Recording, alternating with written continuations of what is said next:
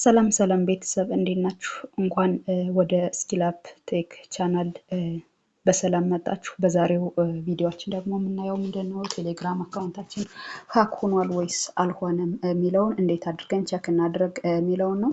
ቼክ ለማድረግ የመጀመሪያ ስቴፓችን ቴሌግራም አፑን እንከፍታለን። ከዛ ሴቲንግ ላይ እንገባለን።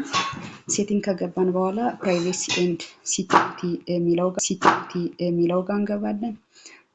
ፕራይቬሲ ኤንድ ሲኪዩሪቲ የሚለው ጋር ከገባን በኋላ ዲቫይስ ሚል እናገኛለን። እዚህ ጋር ዲቫይስ ሚለው ጋር ስር ይላል። የኔ ማለት ነው የኔ ቴሌግራም አካውንት 3 ዲቫይሶች ላይ ኦፕን ሆኗል ማለት ነው። የማይታወቁ ዲቫይሶች ከሆኑ ቼክ አድርገን ስቶፕ ማድረግ እንችላለን።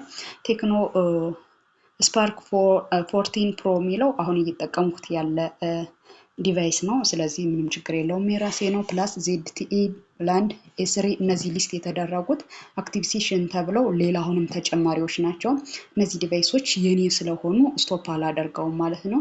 ነገር ግን እነዚህ ዲቫይሶች የኔ ባይሆኑ ወይም ደግሞ ሃክ ተደርጓል ሃክ ከተደረገ ማለት ነው። ፎር ኤግዛምፕል HP ኤሊት ቡክ ሚለው የኔ ዲቫይስ ካልሆነ ክሊክ እናደርግና እዚህ ጋር ተርሚኔት ሴሽን ሚለውን ተርሚኔት ሴሽን በማለት ስቶፕ ማድረግ እንችላለን ማለት ነው። አሪ ሹር ዋንት ቱ ተርሚኔት ዚስ ሴሽን ይላል።